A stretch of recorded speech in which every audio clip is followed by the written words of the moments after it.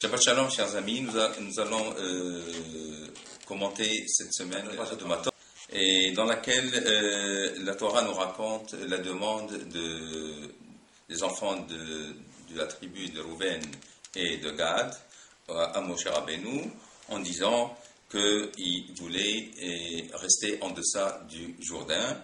Et le texte nous dit, je lis, etc.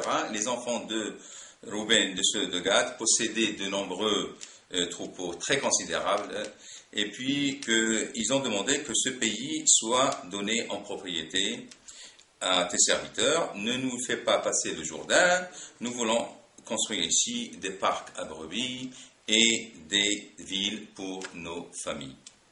Nous voyons ici, nous remarquons ici que Moshe Rabbeinu s'est mis en colère de façon très très dure contre Am Israël, contre ces deux tribus-là, et contre la demande de ces tribus-là, et en les interpellant, en leur disant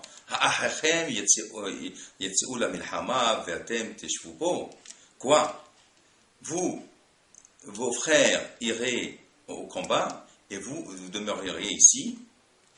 Et nous voyons, on peut poser une question là, pourquoi Moshe Rabbeinu il s'est irrité, il était en colère, très très contre.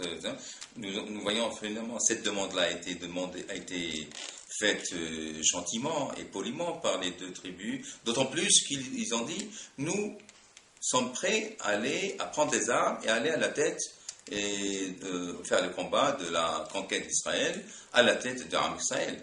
Donc pourquoi Moshe Rabbeinu s'est irrité, il s'est mis en colère très très dur envers Am Israël, envers cette demande-là. Pour répondre à cette question, nous allons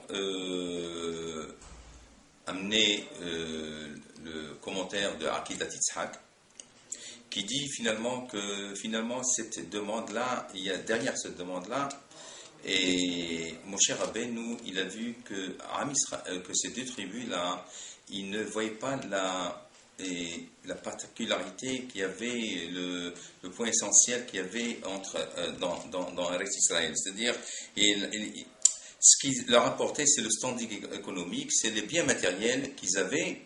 Et d'ailleurs, le texte le dit d'ailleurs qu'ils préféraient les biens matériels et le standing économique qu'aux personnes humaines.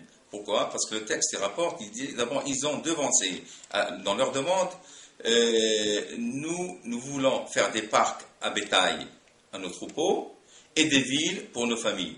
Donc, point de vue, ce qui est important pour eux, c'est surtout les parcs à bétail, les biens matériels, ce qui représente le matérialisme, le bien matériel, et après des villes pour nos familles. Donc, il ne prêtait pas une importance, il ne prêtait pas une importance aux personnes humaines, mais surtout à leurs biens matériels. Donc, Moshe Rabbeinu, finalement, il a compris que l'importance donnée aux biens matériels risque de conduire à la haine gratuite entre les tribus de Am Israël. Et pour cela, nous voyons que le traité de Yoma, de Yoma, c'est-à-dire le traité de la Gemara de Yoma, dans le Talmud Babli, il dit que le deuxième temple a été détruit et à cause de la haine gratuite qu'il y avait entre Am Israël. Mais si nous voyons une explication beaucoup plus développée dans le traité dans le Talmud d'Yerushalmi, dans Yoma, dans le même traité de Yoma, qui dit qu'il explique autrement, il dit finalement cette haine gratuite, à cause de cette haine gratuite, c'était la cupidité. Ils étaient avides du matérialisme, ils étaient avides de biens matériels, et ce qui amenait d'ailleurs à la haine gratuite. Et d'autre part, Moshe Rabbeinu, il a diagnostiqué une autre faute très très très grave parmi ces deux tribus-là, et qui ont demandé de ne pas traverser le Jourdain et de rester en deçà du Jourdain. Qu'est-ce qu'il a diagnostiqué? Il a vu finalement qu'il ne voulait pas partager la responsabilité avec les enfants d'Israël, et qu'il voulait rester en deçà du Jourdain et se détacher, de se séparer de leur de leurs frères des autres tribus.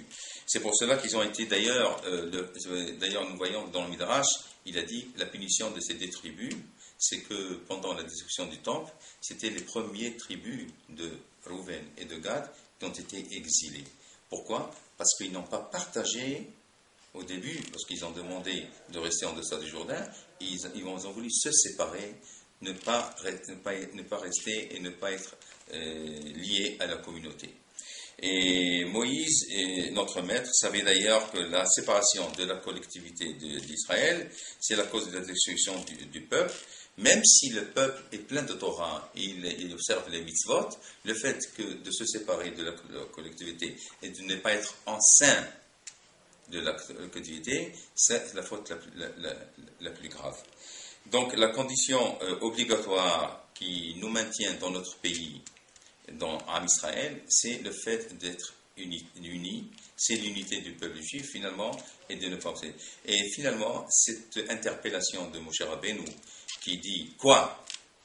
Vos frères iront au combat et vous demeurerez ici. C'est pas une interpellation momentanée au temps de Moshe, c'est une interpellation qui est éternelle et qui est aussi importante et actuelle de nos jours. C'est que c'est une interpellation qui est destinée aussi à ceux qui sont dans la Gola aujourd'hui, qu'ils n'ont pas le droit de se séparer de leurs frères, ils n'ont pas le droit de ne pas être membres de la collectivité et de laisser leurs frères combattre pour rester et maintenir dans leur pays.